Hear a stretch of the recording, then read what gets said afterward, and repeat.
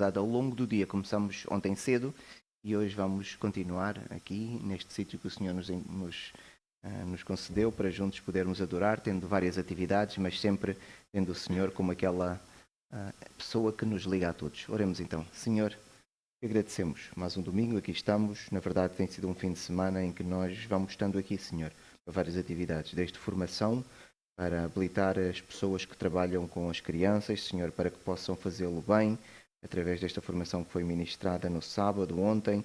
Depois, Senhor, com aquela festa para a Lohana e o Marcos, Senhor, uma certa celebração antecipada do nascimento da criança que se vai juntar a mais esta comunidade aqui, Pai. E agora, este tempo em que nós temos de lição de escola dominical e depois também o culto. Te agradecemos pelas oportunidades que nos dás e o desejo que nós temos de estar aqui, Pai. Queremos estar aqui, uns com os outros, mas acima de tudo contigo. Agora, Senhor, para cada professor, nas várias lições que estão a decorrer, que Tu nos possas capacitar. Para cada aluno das várias aulas, Senhor, que Tu também os possas capacitar, para juntos podermos aprender a Tua palavra. Dá-nos humildade, Senhor, para não resistirmos, não termos crenças preconcebidas. Simplesmente, Senhor, lermos o texto, interpretarmos bem, e para isso precisamos da Tua orientação, Senhor. E precisamos depois da Tua ajuda para podermos compreender e aplicar nas nossas vidas. Esta é a nossa oração sempre e sempre será, para que nós possamos conhecer mais a Tua palavra, Senhor. Entre as muitas coisas que ela faz, uma delas é para nós não pecarmos contra Ti. E por isso te pedimos que nos possas ajudar, no nome do Senhor Jesus Cristo. Amém. Nós estamos a estudar o livro de Gênesis, começamos no livro de Gênesis e vamos hoje já no livro de Êxodo. Então foi uma jornada que começou há muito tempo e nós vamos com calma e hoje nós vamos estudar os capítulos 32 e 33 de Êxodo. Os capítulos 32 e 33 de Êxodo vêm na sequência daquele estudo que nós fizemos dos 10 mandamentos. Nós vimos o que é que aconteceu com o povo sai do Egito, ruma para sul e chega ao Monte Sinai. Quando chegou ao Monte Sinai, então Deus deu os 10 mandamentos ao povo e depois de Deus dar os 10 mandamentos ao povo, o que acontece é que Moisés é chamado novamente, sobe ao monte, ninguém podia subir ao monte, porque o monte tinha uma vedação, tinha um limite e ninguém podia passar aquele limite, a não ser as pessoas que Deus chamasse, e Moisés foi uma dessas pessoas, ele sobe ao monte e agora no monte ele vai receber uma segunda subida, ele vai receber mais informação, mais especificações de alguns aspectos da lei. Só que desta subida que Moisés vai ter, ele vai permanecer lá 40 dias e vamos ver depois o que é que vai acontecendo com o povo cá em baixo. E com isto vamos tentar aprender um pouco sobre a falta de orientação ou uma liderança quando é fraca ou quando o líder quer ceder aquela que é a pressão do povo e não mantém uma fidelidade para com o Senhor como deveria ter. Então os pontos para hoje, para a lição que vamos ter, são a idolatria, vamos ver a ira de Deus e a ira de Moisés e depois vamos ver Moisés agir como intercessor, pedindo a Deus que possa perdoar o povo do pecado que o povo vai cometer, e os irmãos já conseguem antever qual será, pelo menos para aqueles que já conhecem a Bíblia. Para os que não conhecem, vamos então perceber bem o que é que nós temos aqui nesta passagem. Moisés então vai subir ao monte. Nós terminamos na semana passada, quando vimos que Moisés subiu, foi aquela subida progressiva em que vão várias pessoas, temos o povo cá atrás, há um grupo com os 70 anciãos que ficam um bocadinho mais acima do monte, Josué continua a subir com Moisés, fica um bocadinho mais acima e depois Moisés sobe mais e vai ficar ali 6 dias à espera. No 7º dia, então, o Senhor chama Moisés e Moisés entra para a nuvem e ele depois vai permanecer ali 40 dias com o Senhor. 40 dias é muito tempo. E eu faço sempre este exercício. Se eu hoje parasse esta lição e dissesse, daqui a 40 dias, voltem todos e vamos continuar, os irmãos iam dizer, nunca mais chega. 40 dias é muito tempo. Muito tempo. Então Moisés vai subir ao monte e ele vai ficar lá 40 dias com o Senhor. O que é que ele vai receber quando ele fica 40 dias? Ele vai receber o plano da construção do tabernáculo, ao detalhe. Os irmãos depois podem fazer a leitura do capítulo 25 ou 27, toda a especificação que o Senhor vai dar a Moisés para a construção do tabernáculo. O tabernáculo era como se fosse um templo portátil, móvel, não é? Como nós vimos na semana passada. Vai dar depois informação sobre o sacerdócio, como é que funciona, quem é ordenado ao sacerdócio, como é que é ordenado, qual é que é a roupa do sacerdote. Depois vai designar quais são os responsáveis pela construção do tabernáculo, pessoas que o Senhor vai dotar e capacitar para fazer tudo aquilo que é necessário para que o tabernáculo seja uma obra feita com qualidade. Depois o Senhor também vai dar instruções a Moisés sobre o sábado, como um sinal de aliança, porque era o único povo que tinha um dia que era dedicado inteiramente ao seu Deus. Mas não era um dia de vez em quando, era um dia que acontecia todas as semanas. Mais nenhum povo tinha esta marca. E vai dar também as tábuas do testemunho. E nós, na semana passada, se os irmãos se lembram, nós vimos cada uma destas coisas. É só lembrar que quando Moisés fica no monte 40 dias, ele está a receber toda esta informação. Não sei o que é que Moisés fez no resto do tempo, não sei se o Senhor deu a informação aos poucos. Se eu tiver a ler toda esta informação, nós lemos em menos de 40 dias, mas não nos importa, Moisés desfrutou da presença do Senhor e esteve ali 40 dias. Então, se Moisés está 40 dias lá em cima com o Senhor, o tempo está a contar para quem está cá em baixo. Então, as pessoas que estavam cá em baixo foram vivendo e foram passando os 40 dias. Só que, é como eu vos disse, 40 dias é muito tempo. Passando o primeiro, eu aceito, o segundo, o terceiro, a primeira semana, Moisés está lá em cima. Mas quando chega o 10º, alguém já começa a ficar impaciente. Mas quando chega o 20º, alguém já diz, já foi quase um mês, quase um ciclo lunar. Quando chegar ao final do ciclo lunar, mais ou menos um mês, 28 dias, alguém diz, tempo demais. Mas entretanto ele continua e fica 35. E chega a um ponto que o povo fica impaciente, porque não sabe o que é que aconteceu com Moisés. Depois, também não pode passar a vedação do monte para tentar ver o que é que aconteceu com Moisés. Ninguém tem coragem de se aproximar daquele monte, depois de terem visto o monte a tremer, os trovões, a nuvem espessa sobre o monte. Então o povo vai ter com Arão e vai pedir para Arão resolver o problema, porque um bom povo precisa de um bom Deus. E não é um Deus que está 40 dias sem dizer nada, em que aquela pessoa que eles confiavam trazia a mensagem desapareceu. Então o povo vai acercar-se de Arão e vai pedir para Arão resolver o problema, arranjando um Deus. E o texto é interessante porque diz assim: vendo o povo que Moisés tardava em descer do monte, acercou-se de Arão e lhe disse. E o acercou-se aqui não é só aproximaram-se. No original é uma aproximação intimidatória. No original é uma aproximação intimidatória. E o que é que ele vai dizer? Levanta-te. É ordem. Eles estão a dar uma ordem. Levanta-te. Faz-nos deuses que vão adiante de nós. Pois, quanto a este Moisés, o homem que nos tirou do Egito, não sabemos o que lhe terá sucedido. Fica interessante vermos este texto. Primeiro é pela abordagem. Nota-se que eles queriam que houvesse uma orientação divina. Eles não queriam ir sem orientação. Isso está muito claro no texto. Nota-se também que eles tinham algum temor por aquele Deus que falou a partir do monte, porque podiam ir à procura do Moisés que eles dizem que desapareceu. Mas ninguém subiu ao monte. Então eles queriam era um Deus que fosse mais presente. E este Deus estava muito ausente. De repente deixa de comunicar e o mensageiro também desaparece. Então eles queriam uma solução que fosse mais visível. Arão o que é que vai fazer? Cede. Vai ceder à pressão e o que ele vai pedir então ao povo? Vai pedir que trouxessem objetos de ouro, os brincos e outros adornos que eram típicos daquela altura. E as pessoas então vão levar todos estes adornos e Arão o que é que vai fazer? Vai pegar em todos estes objetos e vai construir agora uma imagem. E o texto é muito claro sobre isso. E diz assim, Arão a falar para o povo. Tirei as argolas de ouro das orelhas de vossas mulheres, vossos filhos e vossas filhas e trazei-mas. Então todo o povo tirou das orelhas as argolas e as trouxe a Arão. Este, recebendo-as das suas mãos, trabalhou o ouro em buril e dele fez um bezerro fundido. Então o que temos aqui é uma coisa muito simples. O povo faz esta pressão, Arão cede a pressão claramente, porque Arão podia dizer, o Senhor está a dar instruções a Moisés.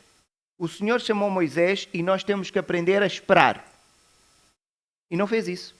Arão simplesmente cede rapidamente a pressão do povo, em vez de aproveitar a oportunidade para instruir o povo, para exortar se fosse o caso, não. Acaba por ceder. Então, a solução de Arão é uma solução muito típica naquela altura. Porquê? Porque os deuses que existiam, todos tinham uma representação simbólica. O único Deus que não tinha representação simbólica era o Deus de Israel. E por isso era muito estranho. Não se esqueçam que este povo viveu, todos eles nasceram no Egito. Então, quando eles estão a viver no Egito, todos os deuses têm uma representação simbólica. Então é natural que eles também quisessem agora que o seu Deus tivesse esta mesma representação. Então agora Arão vai fazer este bezerro. Agora já temos aqui algo tangível, algo palpável, algo que nós conseguíamos ver. E o que vai acontecer é em tudo estranho, porque nota-se que há uma mistura daquilo que era a prática pagã com uma tentativa de adorar ao Deus verdadeiro. E nós conseguimos ver isto quando Arão agora vai querer consagrar o bezerro. E vejam o que é que acontece no processo de consagração. E diz assim o texto: então disseram, são estes, ó Israel, os teus deuses que te tiraram da terra do Egito. Arão, vendo isto, edificou um altar diante dele, do bezerro, e apregoando disse, amanhã, e o que é que ele disse? Amanhã será festa a quem? Mas afinal, parece que Arão estava bem consciente que o verdadeiro Deus, quem era? Era o Senhor. Só que Arão vai tentar conciliar que é, faz uma representação do Senhor, mas sob a forma de bezerro. E nós tínhamos estudado o mandamento, que era o segundo. O primeiro mandamento diz que só há um Deus, não é? Em essência. E o segundo diz que não deve haver representação. Não farás para ti imagens de escultura. Este mandamento, nós percebemos bem o porquê disso acontecer. Porquê? Se nós estamos a falar de um Deus que tem todo o poder, qualquer tentativa de o representar seria sempre limitada. Então vamos fazer a representação de um Deus sob a forma de bezerro. E depois vamos dizer, é o Deus dos animais. Mas se o Deus de Israel também é o Deus das pessoas, não está bem representado ali. Então se fizéssemos o Deus de Israel como a forma de uma pessoa, mas o Deus de Israel também controla o tempo, não está bem representado ali. Qualquer tentativa de representação do Deus de Israel, de alguma forma, sempre iria limitá-lo. E Deus sabe que a tentativa seria limitada e iria trazer um problema que era a representação da divindade ia se tornar um objeto de adoração e não ia adorar o próprio Deus. Em parte é o que acontece, por exemplo, com a Igreja Católica. Qualquer imagem que é feita, na mente católica honesta, sabe que o que se deve adorar é o que aquilo representa. Agora, pegue numa imagem católica e tente partir na frente da Igreja. Porque, em essência, eles sabem, o importante não é a imagem, o importante é o quê? O que a imagem representa. Só que sempre que nós, homens, fazemos imagens, o objeto depois torna-se adorado. Então, por isso é que se entrar numa igreja católica, pega numa imagem e parta. Vão achar que está a cometer um sacrilégio. Mas, na essência, quando a imagem foi criada, pensava-se, a imagem não... Só é importante o que ela significa. Mas sempre caímos no mesmo erro. É inevitável. Então Deus proibiu e balizou. Mas Arão cede a pressão do povo e vai então criar agora aqui uma forma de adoração mesclada em que vai misturar o Senhor com uma forma pagã de adoração. E nós percebemos rapidamente que as coisas perdem o controle. Porquê? Começam então no dia seguinte a celebrar. E o texto diz assim, no dia seguinte madrugaram, foi logo cedo, ofereceram holocaustos e trouxeram ofertas pacíficas. Ou seja, o povo queria mesmo adorar alguma coisa. E começou a fazer adoração, diz. E o povo assentou-se para comer, beber e levantou-se para divertir-se. Até aqui aparentemente está tudo bem. Só que nós já conhecemos mais. E a diversão atingiu uma proporção de imoralidade. O texto não descreve qual é o ponto da imoralidade. Mas conseguimos perceber que era uma prática completamente desaprovada pelo próprio Deus, porque a maneira como eles estavam a celebrar, o texto indica que era de uma forma que qualquer pessoa que olhasse iria achar que eles tinham um Deus devasso. Tinham um Deus que não era um Deus ordenado. Provavelmente devia estar a ver ali orgias, bebedeiras, comer em excesso. Estava a ser cometido alguma coisa que envergonhava o próprio Deus, a maneira como eles estavam a divertir.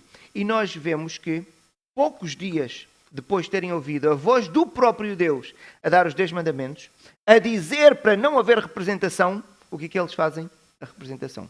O que é que nós aprendemos com isso? nós sabermos a Bíblia não nos ajuda muito, por si mesmo. Não é? Este povo ouviu do Deus. Nós não vamos ouvir de Deus. Nós vamos ler. Na verdade, vamos ouvir de Deus, mas de uma forma que é mais indireta do que eles. Eles ouviram de forma audível alguém a dizer: não farás para ti imagem de escultura, nem semelhança alguma do que há em cima nos céus, nem embaixo na terra, nem das águas debaixo da terra. Ou seja, não há possibilidade de se representar alguma coisa. E depois Deus diz: não as adorarás, nem lhes darás culto. E o que é que eles fizeram?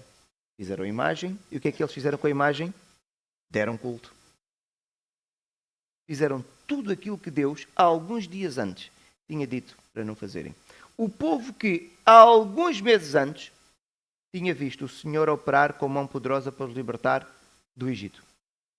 Aquele Deus que eles não precisavam de representação, tinha dado provas que era o único Deus. Mas ainda assim, nós vemos o povo a tentar fazer o quê? Aquilo que os outros faziam. E este é o problema da humanidade. Nós sempre queremos fazer aquilo que os outros fazem. Basta olhar a maneira como nós estamos vestidos. Porquê é que nós estamos vestidos desta forma? Porque nós sempre queremos fazer aquilo que os outros fazem. Agora, eu sei que o irmão, principalmente os mais jovens, vão dizer que tem um estilo próprio. Não, não tem estilo próprio nenhum. Vestem tal e qual como todos os outros. Eu vejo os sapatos que usam, as marcas dos sapatos, são todas iguais. Se houvesse alguém com o estilo próprio, nós víamos que era completamente disruptivo dos outros. Nós não encontramos outros. Todos vão comprar as mesmas lojas, com os mesmos nomes, com os mesmos símbolos, mais ou menos com o mesmo estilo. Então, todos nós sentimos conforto a fazer o quê? Aquilo que os outros fazem. E eles queriam sentir este conforto a fazer o quê? Uma adoração, como os outros povos fazem. Mas o Deus de Israel disse: não, eu sou diferente. Mas as pessoas não resistem. Na verdade, é a história do cristianismo. É Deus chamar um povo para ser santo. Santo significa o quê? Separado. Mas nós queremos sempre fazer o quê? Tudo o que os outros fazem. Coisas simples. Os descrentes têm o carnaval. Nós não temos carnaval. Há dias alguém contou que havia um acampamento e havia uma espécie de carnaval adaptado, mas era crente. Eu digo: mas porquê que precisamos fazer isso? O mundo queria o rap. Os cristãos queriam o rap cristão. Mas porquê que tem que fazer isso? Não queria uma coisa nova. Porquê que tem que sempre seguir aquilo que o mundo faz? Aquilo que os outros fazem? Esta é a história. E sempre que tentamos fazer isto, sempre nos corrompemos. Não há uma situação em que nós tentamos e nós não nos corrompemos. E por isso eu sou muito crítico em muitas práticas dos crentes. Porquê? Eu vejo que é um padrão mundano. Eu vejo um cartaz de um festival de música do mundo. E o cartaz tem sempre a mesma lógica. Tem os vários cantores que lá estão e há um que nós chamamos que é o cabeça de cartaz. Vejam nas várias campanhas que os crentes fazem. Aparece lá os pastores vários e há um que é o cabeça de cartaz. É igual. É tudo igual. Nós ficamos a destacar um em relação aos outros. Mas quando dizemos são todos iguais, mas há um que se destaca. Ou seja, fazemos tudo que o mundo faz. Porque isso dá-nos conforto. E é o que este povo queria. Deus de Israel é bom? É. Mas nós queremos uma prática igual aos outros. Não queríamos ter uma prática diferente daquela que o Senhor tinha pedido e tinha ordenado. Várias perguntas que nós temos. Vamos tentar responder rapidamente a todas elas. O que é que levou o povo a pedir um bezerro? De certa forma, nós já respondemos a esta pergunta. E vamos avançar depois para as outras, não é? Porque ficaram inseguros com a espera de Moisés. 40 dias. Era muito tempo. O tempo não passava. E eles ficaram num ponto de impaciência, acharam: olha, se calhar é melhor nós arranjarmos uma solução, porque isto não está a dar. E como é que se vai confiar num Deus que não se vê? Os outros não confiam, os outros vêm, e nós queremos fazer o que os outros fazem, então nós também queremos uma coisa visível. Então isto fez com que o povo se precipitasse e fosse então agora pressionar Arão para a construção deste objeto, deste bezerro. E preferiram então seguir aquilo que agora era o normal. O normal é ter um Deus que tinha uma representação, tinha um objeto, e este objeto agora era santificado de alguma forma. Porquê é que Arão, que tinha trabalhado diretamente com Moisés, quando ocorreram as 10 pragas no Egito, Arão ouviu a voz de Deus? Arão, em várias das pragas, foi o agente atuador.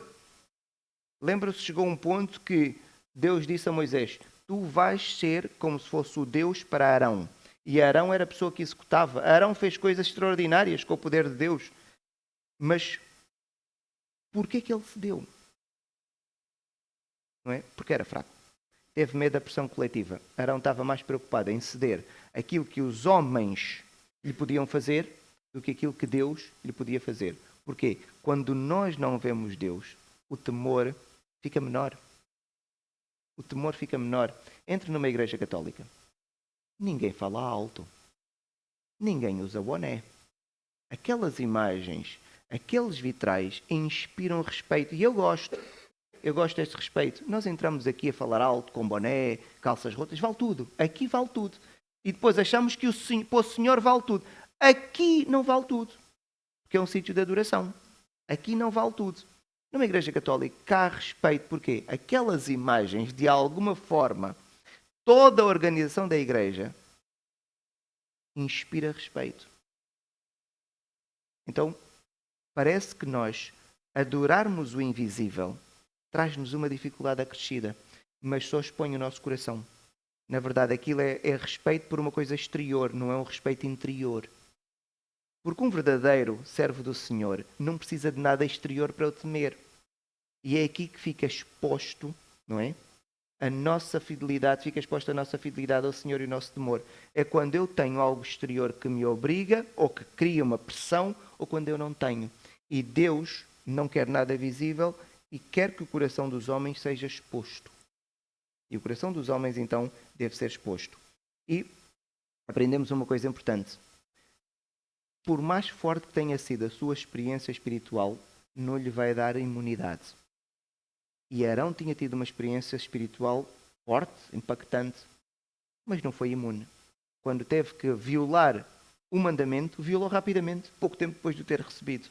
E isto é para nós também aprendermos, quando sentirmos que estamos na nossa força espiritual, no dia seguinte podemos cometer qualquer pecado. Arão fez. Não estamos agora a julgar Arão, estamos só a constatar que isto acontece com qualquer pessoa. Porquê é que o povo, depois, a cometer o pecado, porque nós já sabemos que é pecado, aquilo que aconteceu, eles estavam tão felizes? Esta foi para mim a grande pergunta. E a conclusão é muito simples. O pecado dá prazer.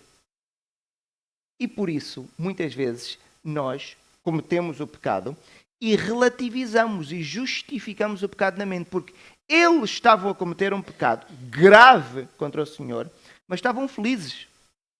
Que festa, que celebração, que prazeroso. Porquê? Porque na cabeça deles, eles estavam a fazer o quê? O que era certo. Então isto significa que o pecado é enganoso. Não se deixe enganar pelo pecado. Muitas vezes vai achar que aquilo que está a fazer está certo, mas é abominável. E o povo estava muito feliz e muito contente. E é isto que o pecado faz. Consegue enganar-nos. E dá-nos prazer. Se nos engana e dá prazer, por que eu hei de sair dele?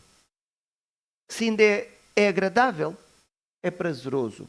Então devemos ter muito, muito cuidado. E devemos estar muito em estado de alerta, principalmente porque já sabemos que o pecado vai nos enganar e vai ser bom. E é fácil nós permanecermos nele. E o povo, então, por isso, estava em pecado, mas em grande festa. O que acontece a seguir, para mim, é uma parte irónica, toda esta parte das Escrituras. E eu gostava agora que nós fizéssemos bem análise do comportamento de Deus e análise do comportamento depois de Moisés. Deus está a dar as instruções a Moisés e chega a um ponto e o Senhor diz a Moisés: olha, nós estamos aqui os dois, lá embaixo aquilo está tudo perdido. É melhor desceres rápido. E vejam o que é que Deus vai dizer ao povo. Vai e desce, porque o teu povo, que fizeste sair do Egito, se corrompeu. E depressa se desviou do caminho que lhe havia eu ordenado. Qual foi o caminho? Foram os 10 mandamentos, não é? Que tinham sido dados. Fez para si um bezerro fundido, ou seja, violou logo um mandamento. E o adorou, e lhe sacrificou. E disse: são estes, ó Israel, os teus deuses, que te tiraram da terra do Egito. E vemos que o Senhor, quando fala com Moisés, faz uma coisa muito interessante. E os irmãos, perdoem-me às vezes o meu entusiasmo quando estou a ensinar, mas Quando eu vou descobrindo essas coisas, depois fico mesmo entusiasmado. A maneira como o Senhor fala, nós conseguimos perceber que o Senhor provocou um distanciamento do povo. E é aquilo que nós às vezes fazemos. Vejam, a maneira como o Senhor falou. O povo era de quem? O povo de Israel. Era de Deus. E quem é que tirou o povo de Israel do Egito? Foi o próprio Deus. Quem fez as pragas foi o próprio Deus. Utilizou instrumentos. Muito bem. Agora vejam como é que o Senhor fala com Moisés. Diz o quê? O teu povo... Mas afinal o povo era de quem? Mostra que o Senhor está a criar um distanciamento. Porque o povo está em pecado. Deus não pode dizer o meu povo. Porque Deus não peca. E depois continua e diz que... Onde é que está? Que fizeste sair do Egito. Brincando, eu tenho 2 animais lá em casa. E tenho um gato que é matreiro. E sempre que o gato faz alguma coisa de errada, eu viro-me para a Tânia, em brincadeira, digo, olha, o teu gato... Mas quando o gato faz alguma coisa boa, eu digo, olha o meu gatinho, e faço uma grande festa, não é? Ou quando tenho um dos nossos filhos faz alguma coisa, olha, avisa o teu filho porque eu não gostei daquele comportamento, sim. Eu crio um distanciamento. Não é? E todos nós, de alguma forma, fazemos isso, não é? Todos nós temos um filho de vez em quando e de vez em quando o filho é do nosso esposo, não é? Sim, fazemos isso. Então o Senhor aqui, numa linguagem muito nossa, porque o Senhor tem que comunicar connosco numa linguagem nossa, para ser inteligível, então ele está aqui a criar um distanciamento, dizer, não, este povo comigo não tem nada a ver, com este comportamento não tem nada a ver. Então o Senhor chega a um ponto de ira e diz assim a Moisés, agora pois deixa-me para que se acenda contra eles o meu furor e eu os consuma, e de ti farei uma grande nação. Esta parte é extremamente importante. Porquê? Nós quando lemos a história do bezerro de ouro, lemos, o povo desviou-se. Não. O povo teve um desvio tão grave, que o desejo do Senhor qual é? Matá-los a todos. Ou seja, a idolatria é abominável em extremo ao Senhor, que quer o Senhor matar toda a gente. É só para nós não relativizarmos, não, mas foi só um desvio. Não. O que eles fizeram é grave demais, porque às vezes o Senhor não quer matar as pessoas. O Senhor não anda a querer matar as pessoas. Não ter-nos-ia morto todos há muito tempo atrás. Mas chegou ao ponto que o Senhor disse, não, eu vou matá-los a todos. E agora vou trabalhar contigo. É só para nós percebermos a gravidade do que estava ali a acontecer. Era algo reprovável em extremo.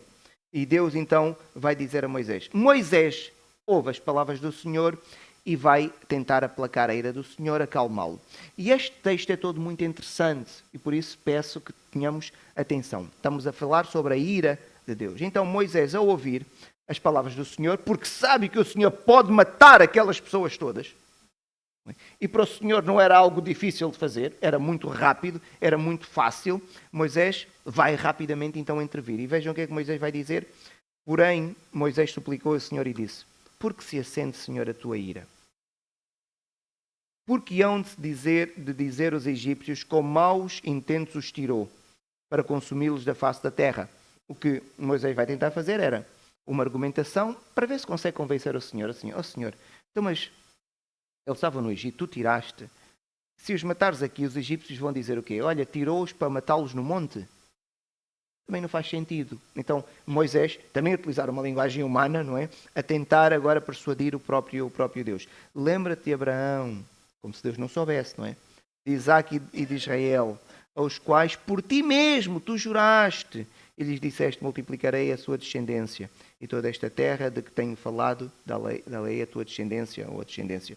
Então está Moisés agora a tentar dizer, olha, lembra-te das promessas, é que se os matares não vais cumprir. E tu também não queres isso. E Moisés está a dizer ao Senhor, não é assim tão grave. Não é assim tão grave, não é?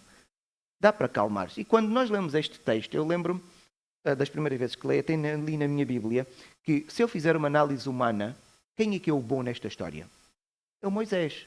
Deus é o precipitado. Nesta história, quando nós estamos a ler numa perspectiva humana, Deus está a precipitar-se. E Moisés é o calmo, o ponderado, vai chamar Deus a razão. É aquilo que a história transparece. E o Senhor ouve as palavras de Moisés, então não vai fazer aquilo que desejava. Então o texto é muito claro, diz, então se arrependeu o Senhor do mal que dissera havia de fazer o povo. Meus irmãos, nós temos que compreender que o Senhor não se arrependeu, porque O Senhor não anda a ficar surpreendido com as coisas. Não é? Mas volto a dizer, a Bíblia tem que ser escrita numa linguagem inteligível para nós podermos compreender o comportamento do Senhor. O Senhor só se podia arrepender se ele não fosse perfeito e se ele não fosse perfeitamente feliz. O Senhor irou-se, tinha um desejo, o seu servo orou, falou com ele e o Senhor disse, bem, eu vou conceder o que tu queres. Mas o Senhor não passa a validar o pecado. O pecado continua a ser grave igualmente para o Senhor, ao ponto do Senhor achar que era justificável consumir o povo. Mas cedeu aquilo que Moisés disse. E este texto é muito rico porque dá-nos muita informação. Primeiro, grandes experiências espirituais não garantem fidelidade futura. O povo tinha visto coisas extraordinárias e tinha cometido, poucos dias depois, um pecado que era passível de morte. Então vemos que grandes experiências não nos dão agora uma força ao futuro para nós continuarmos a viver uma grande espiritualidade. Mostra também que Deus relaciona-se connosco numa linguagem que nós compreendemos, como se Deus ficasse surpreendido. Quando Moisés subiu, Deus não sabia o que é que ia acontecer. Se Deus sabe todas as coisas, já sabia o que é que ia acontecer. Mas Deus lida connosco no nosso tempo. Deus não lida connosco num tempo que nós não sabemos o que é. Então Deus vai lidando comigo no dia a dia. Porquê? Porque eu vivo o presente. Eu não vivo outro tempo. Agora, Deus já sabe o que é que acontece, o que é que vai acontecer. Sabe. E tem tudo na mente do que aconteceu. Tem. E para Deus não existe tempo. Não, mas para mim existe. Então Ele lida comigo. É como se fôssemos nós a lidar com um bebê.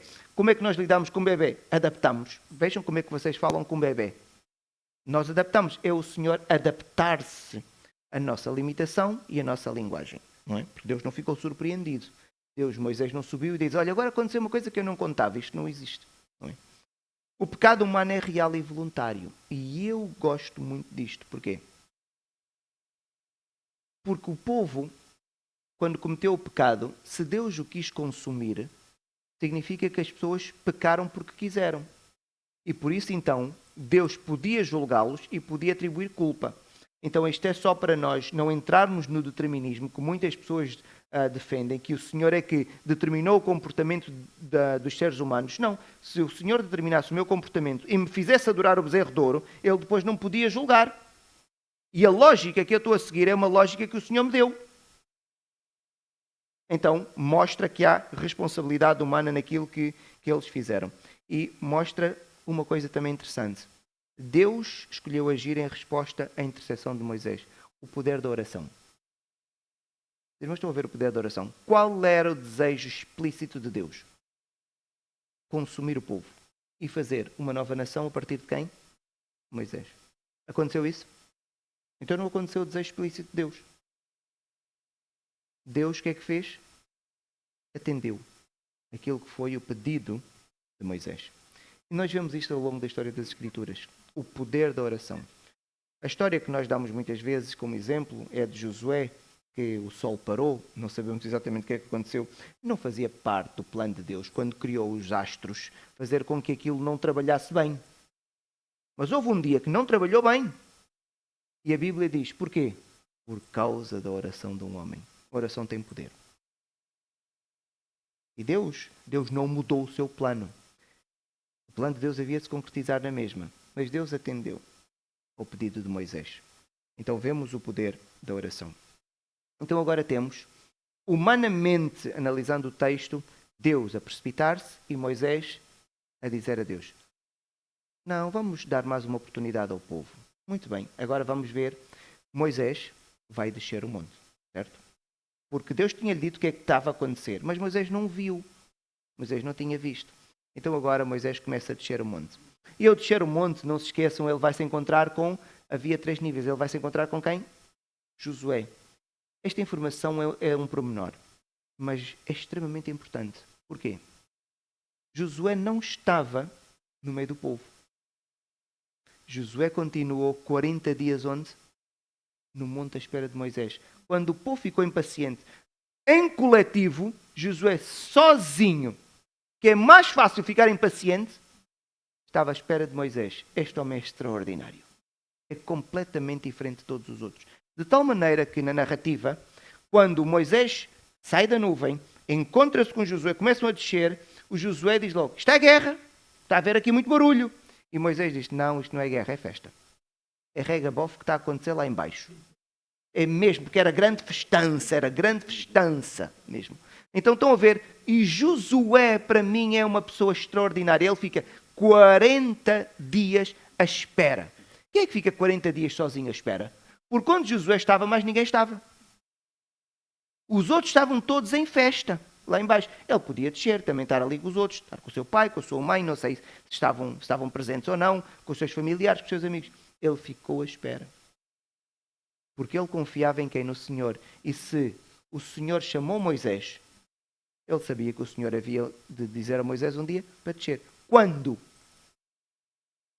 Ele não sabia. E o povo ficou impaciente. Mas Josué não.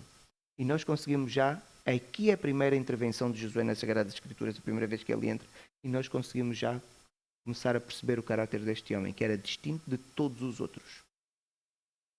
Ele ficou 40 dias à espera. Então agora, eles encontram-se, não é? O Moisés a descer o monte, encontra Josué mais abaixo, e eles vão agora chegar ao povo. E vejam o texto. Logo que se aproximou do arraial, viu ele, Moisés, o bezerro e as danças. Então acendeu-se-lhe a ira. E o que é que ele vai fazer? Irado, pega nas tábuas, escritas pelo próprio Deus. Era o único documento da história da humanidade onde o Senhor escreveu. Eu fico a pensar a qualidade daquela letra. O trabalho de artista que era. Moisés pega nas tábuas, parte, pega no bezerro de ouro, vai consumir o bezerro. Eu estava a tentar perceber, a falar com a minha cunhada que trabalha com estes metais, faz joias. Quanto tempo? Isto demora algumas horas, porque estamos a falar de um bezerro, não sabemos o tamanho, mas vamos assumir que tenha mais ou menos este tamanho, não é? Aquilo estava em ouro. Pegar, fundir novamente o ouro todo, e aquilo diz que foi reduzi-lo a cinzas, misturou com água. Estamos a falar de um processo que durou várias horas. E isto para mim é muito interessante, porque nós temos ira, e a ira acontece num momento e rapidamente, às vezes, excedi-me. Mas parece que foi uma ira que permaneceu. E Moisés então vem, parte, destrói o bezerro, provavelmente foi onde estava o bezerro, que o cajado partiu, aquilo caiu, mandou queimar aquilo tudo, reduziu as cinzas, misturou dentro da água que eles bebiam, forçou algumas pessoas a beber, foi ter com Arão, não foi delicado, não é? Nós ficamos a pensar, mas então ele tinha dito a Deus para ter calma. E agora? Só mostra outra coisa. Quando o Senhor nos chama a atenção, para nós nunca é tão mau. Para nós nunca é tão mau. Não vais para ali que é perigoso. Não, não é tão perigoso, Senhor. Se calhar dá. Se calhar é melhor não ir à discoteca. Não, vou evangelizar, dá. Mas o Senhor já sabe que não vai acontecer nada disso. Mas nós o que é que temos feito? Sempre relativizamos aquilo que o Senhor nos diz. E aqui este texto para mim mostra claramente. Moisés relativizou um bocadinho da ira do Senhor. Mas o que é que aconteceu foi muito claro. Quando Moisés viu aquilo que o Senhor tinha visto, agiu como o Senhor queria agir. Só não matou porque não podia. Não tinha poder para matar as pessoas. Mas fez exatamente aquilo que o Senhor queria fazer. E este texto para mim ensina-nos muito bem que nós sempre relativizamos e suavizamos aquilo que o Senhor nos diz. Quando nós vemos de facto depois aquilo que acontece, o Senhor tinha razão.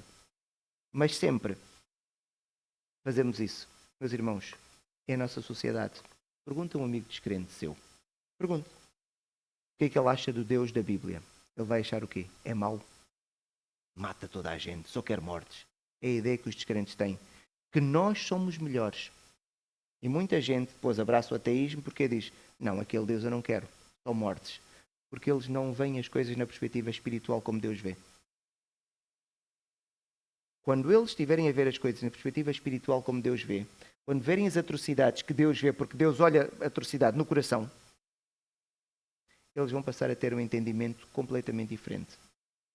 Há um livro de eu acho que já partilhei com os irmãos, penso eu, de um homem que foi um dos sobreviventes da Segunda Guerra Mundial dos campos de concentração. Ateu, do campo de concentração. E ele está a escrever e ele chega a uma conclusão muito interessante. Ele diz, a natureza humana é mesmo maligna, é má, é perversa. Quem é bom não sobrevive.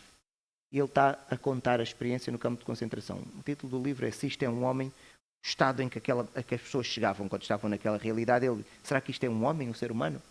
E ele chega a uma conclusão muito interessante. No campo de concentração, ele diz assim: todas as pessoas que sobreviveram, todas eram más. Mas porquê que ele chega a essa conclusão? Uma boa pessoa não sobrevivia ali. Só sobrevive ali quem mente, quem rouba, quem é de esquemas, quem é violento. Porquê? Num sítio sem lei, a pessoa, se for bondosa, vai morrer de fome, porque alguém vai lhe roubar. A pessoa, se não roubar, vai morrer, porque não vai ter a colher, por exemplo, para comer, ou o recipiente da sopa. Basta não ter o recipiente da sopa, como é que lhe vão colocar a sopa? Na mão? Não dá. Então, o recipiente da sopa era quase sagrado, toda a gente tinha que ter. E tentava-se roubar. Porquê? Porque se eu tiver dois, vendo um e amanhã compro o pão da outra pessoa. E ele, a descrever aquela realidade, ele chega a esta conclusão: o ser humano é mesmo mau. O que acontece é que nós vivemos num contexto que nos é favorável. Então a nossa maldade não é completamente exposta. Só que Deus não vê a parte exterior. Deus vê o nosso coração. E o nosso coração é mesmo mau. Eu não roubo porque não preciso. Tenho dinheiro para ir ao supermercado comprar. Porque se Deus me colocasse num contexto adverso, aí é que se ia ver. E Deus, quando olha para o ser humano, olha para o coração e vê a maldade em extremo. E por isso Moisés e as pessoas do mundo o avisam. E quando Moisés viu agora o mesmo que Deus tinha dito, Moisés agiu desta forma e ele vai confrontar Arão. E eu gosto quando ele diz: que fez este povo que trouxeste sobre ele tamanho pecado? E agora vejo Arão: não se acenda a ira do meu Senhor. Tu sabes que o povo é propenso para o mal. Então Arão diz: mas eu fui pressionado, não fui eu, não é? Arão também não assume aqui a sua responsabilidade. Mas eu gosto do facto de Moisés não ser delicado. Moisés sabe quem é o líder. É Arão. Ele deixou duas pessoas responsáveis, que era Ur e Arão. Mas o principal era Arão. Então ele foi pedir contas a quem? Arão. E ele vai lá e não faz aquilo que nós fazemos. Olha, queria falar contigo, isto é um assunto delicado. Não quero que me leves a mal. Não. Quando estamos a falar da santidade, não há espaço para delicadeza. E Moisés foi ter com Arão diretamente e perguntou: porquê que cometeste este pecado com o povo? Não é como nós: olha, quero falar contigo, espero que compreendas. Não. Na questão da santidade não há espaço para isso. Nós temos que ser firmes. E foi aquilo que Moisés fez. Só que Moisés irado, e o texto para mim, a cronologia, o texto não diz explicitamente, mas nós conseguimos perceber. Tudo aquilo que Moisés fez demorou várias horas. Estima-se que entre meio-dia a um dia. Mas percebemos pela narrativa que o povo continuava em festa. O povo continua em festa, de tal maneira que Moisés vai fazer agora uma convocação e diz: quem é do Senhor, junte-se a mim. E nós aqui vamos aprender que não há duas possibilidades. Quem é do Senhor, junte-se a mim. Então os levitas tomam posição e juntam-se a Moisés. Os outros continuaram a celebrar. E então Moisés diz: vocês vão, quem tiver a festejar desordenadamente, com comportamentos impróprios que envergonham o próprio Senhor, tem que ser morto. E os levitas, que agora estavam do lado de Moisés, o que é que vão fazer? Vão executar o juízo, e o texto diz que morreram 3.000 homens. E diz assim: fizeram os filhos de Levi, segundo a palavra de Moisés, e caíram do povo naquele dia uns 3.000 homens. Fica a pensar, mas o levita, quando tomou partido de Moisés, depois Moisés diz: quem tiver a celebrar de forma imprópria, matem esta pessoa. Mas o levita, se calhar, está a ver a celebrar de forma imprópria o seu amigo. E agora o que é que vai fazer? O que é que faria? Bem, este episódio vai nos ensinar o que é que nós devemos fazer. Em momentos de crise não há neutralidade. Nós temos de tomar uma posição. Os levitas não ficaram neutros. Tomaram uma posição. E tomaram uma posição que foi do lado de Moisés, porque era a pessoa que estava com o Senhor. A fidelidade exige coragem. Os levitas posicionaram-se contra a maioria, porque a maioria continua em festa. Os levitas tomaram uma posição, ficaram do lado da minoria. E nós, quando estamos com o Senhor, temos de tomar uma posição. E na maior parte das vezes nós vamos ficar do lado da minoria. Não é?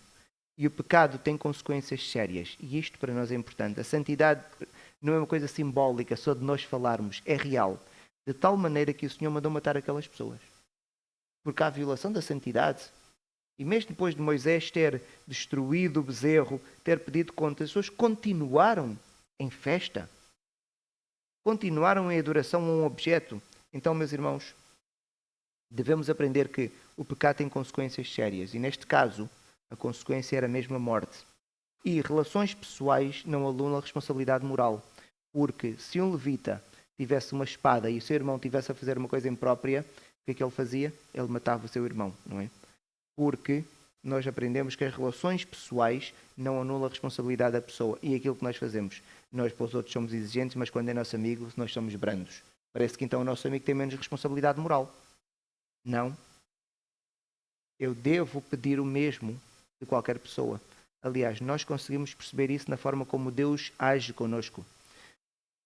Deus trabalhava com 2 homens neste contexto. Quais eram? Moisés e Arão, certo? Vai haver um ponto, já vos adianto a história, em que Deus vai matar os 2 filhos de Arão. Os 2 filhos de Arão, Deus podia dizer, pronto, mas são filhos do meu seguidor. O que é como nós fazemos? Quando são filhos de alguém conhecido, nós somos mais suaves. Na santidade, não. Deus vai matar Nadab e Abiú. E depois vai dizer a Arão, para Arão não chorar.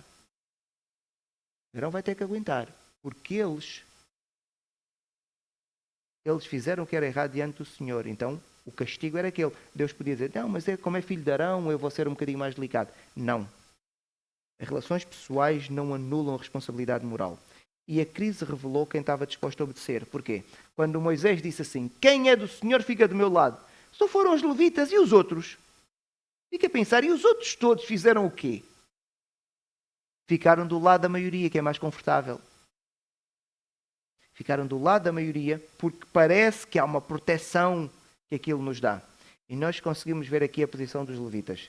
Meus irmãos, há duas tribos que estavam nas bênçãos de Jacó, para as 12 tribos, há 2, vamos dizer, que ficaram com as piores bênçãos. Quais foram? Levi e Simeão. Porquê? Alguém ainda se lembra? A Cristina não vai responder. Os homens de Siquém.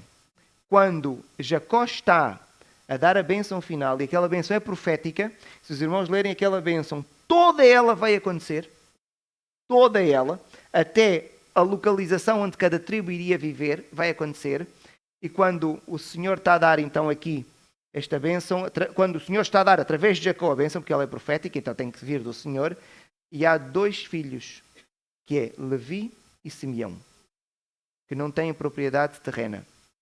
Na verdade, Simeão tem, mas depois vai perder. E Jacó diz, o vosso conselho não entre dentro aqui de onde eu decido. Eu não quero ter nada a ver convosco. E este é um dos episódios que os teólogos acreditam que foi a tribo de Levi redimiu-se daquilo que estava a fazer. Tomou a posição do Senhor. Há 2 episódios, este é um deles. Devemos de ver o outro. Simeão, nós nunca encontramos os simeonitas a tomar uma posição a favor do Senhor. E por isso foi aquela tribo que, quando o Senhor estava a distribuir as terras, eles não tinham terra e eles ficaram a viver onde? No meio da tribo de Judá. A tribo de Judá era uma tribo poderosa. O que é que aconteceu? Rapidamente a tribo de Simeão acabou por ter que migrar para norte e ficou a única tribo sem propriedade.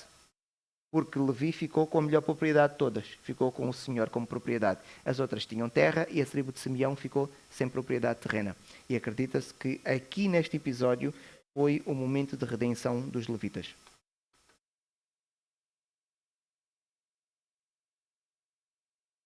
Continuando, meus irmãos, caminhando para o final, no dia seguinte vai acontecer uma coisa interessante.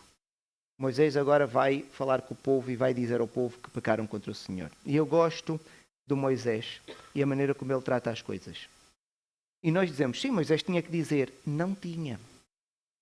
Moisés era um homem que não gostava de conflito. E aqui mostra-se que Moisés tinha o barómetro de santidade muito bem apurado. Porquê? A Bíblia descreve-nos Moisés como o homem mais manso. De tal maneira, cada vez um episódio que nós vamos estudar, os irmãos de Moisés começam a acusá-lo, dizer que ele não era o único profeta que falava com o Senhor. Sabem o que é que Moisés vai dizer aos seus irmãos? Nada. Ele nem tem coragem de responder aos seus irmãos. É uma pessoa calma, é uma pessoa mansa, é uma pessoa que não tem coragem do confronto, mas no que toca às questões de santidade, ele não se deixava ficar. E agora este homem calmo, ele vai fazer o quê? Vai dizer ao povo, vocês pecaram. E nós dizemos, ele tinha que dizer, não, não faz parte da natureza deste homem. Este homem não quer conflito. Este homem quer passar despercebido. Foi o homem que 40 anos viveu a cuidar do rebanho do sogro. Não tinha ambição nenhuma. Este homem não queria conflito nenhum. No Egito, quando matou o egípcio, podia, como príncipe, defender-se, fugiu. Quando o Senhor disse para ir, podia dizer, agora é que eu vou ter uma grande obra para a minha vida. Não quis. Escolhe outro para ter o mérito. Mas este homem, no que toca a santidade, ele ganha coragem e mostra muito bem aquilo que nós devemos fazer. Podemos ser envergonhados, mas no que toca a santidade devemos tomar partido do Senhor. E mostra claramente aqui que ele agora vai confrontar o povo. Mas ele vai confrontar o povo e ele vai pedir ao mesmo tempo ao Senhor que perdoe o povo. E vemos que é alguém que é um verdadeiro intercessor. Porque ele diz, vocês pecaram contra o Senhor. Ele podia dizer, agora peçam perdão. Ele diz, vocês pecaram contra o Senhor. E ele próprio depois vira-se para o Senhor e Senhor, perdoa este povo. E ele vai agora interceder pelo povo, mostrando-se que estava disposto. Ele estava disposto a ser ele o castigado e o povo a ser beneficiado. Porque ele vai dizer ao Senhor, Senhor, se tu não perdoares o povo, faz o seguinte, arrisca-me então. Eu não quero estar no livro da vida. Quando eu desejo todo o homem. E ele estava disposto a ser arriscado do livro. E o Senhor vai lhe dar aqui uma resposta que eu gosto muito. O Senhor diz, não, cada pessoa é responsável pelo seu pecado. E por isso, se por um lado isto é bom, não é? Porque é responsabilidade individual, mas por outro lado, quando nós temos filhos, começamos a pensar, pois é, eu não posso fazer nada pelo pecado dos meus filhos. Não, não pode. O pecado do seu filho tem que ser tratado por ele e pelo Senhor. E por isso, cabe-nos a nós é ensinarmos bem os nossos filhos para serem tementes ao Senhor. Porquê? Quando um dia o Senhor pedir contas, o seu filho vai pagar sozinho. Vai prestar contas ao Senhor sozinho. E eu lembro-me de ler este texto e sempre gostei, mas agora sou pai e penso, então e agora o meu filho? Como é que eu posso fazer para interceder por ele? Não posso. Porque o Senhor diz claramente, eu risco aquele que pecar contra mim. E não há intercessão que vá fazer com que o pecado desapareça. Não existe. Podemos interceder para o Senhor dar outra oportunidade, mas o pecado não vai desaparecer, vai continuar presente. Então, meus irmãos, com isto nós também aprendemos que cada pessoa vai responder pelo seu pecado. Não é? E depois o Senhor ordenou que o povo continuasse a sua caminhada, mas havia consequências. Sempre o pecado tem consequências. E qual vai ser a consequência deste pecado? A consequência deste pecado é que o povo vai perder o grande privilégio. O privilégio que este povo tinha, diferente de todos os outros povos, é que este povo tinha um Deus que estava presente. Tinha um Deus que estava perto. Tinha um Deus que falava. Tinha um Deus que falou do monte. Mas o povo começou a ter medo, não é? Mas o Senhor iria andar no meio do povo. Mas por causa deste episódio, por causa da natureza do coração deste povo, o Senhor então decidiu, na jornada toda que eles têm, já não vai no meio deles. E nós encontramos isto quando nós lemos o versículo 34 do 32, diz assim, vai, pois, agora e conduz o povo para onde te disse, eis que o meu anjo irá adiante de ti. Agora nós dizemos, mas estava para ir o anjo. Não, não estava. Não era o plano de Deus. Porque no capítulo seguinte, vejam, só para uma terra que mana leite e mel, que é a terra de Canaã, eu não subirei no meio de ti, porque este povo de dura cerviz, para que não te consuma no caminho. Estão a ver? E depois diz, ouvindo o povo estas más notícias, e aqui está, o povo queria que o Senhor fosse. Por isso é que o povo considera que era má notícia. E vai entrar em pranto, pôs-se a prantear. E nenhum deles vestiu atavios, os seus adornos, quanto o Senhor tinha dito a Moisés, diz aos filhos de Israel, és povo de dura cerviz, se por um momento eu subir no meio de ti, consumirei. Tira, pois, de ti os atavios, para que eu saiba o que te hei de fazer. Então, a partir daqui, o povo vai continuar a sua peregrinação, mas perdeu o privilégio da presença do Senhor. O pecado tem sempre consequência. O Senhor perdoou, sim, não os consumiu, não os matou. Mas há uma responsabilidade e há uma consequência associada ao pecado. E ela veio. E este povo iria ter a presença do Senhor. Nem eu sei o que é, nós não sabemos o que é isso. Mas que era muito bom tinha que ser.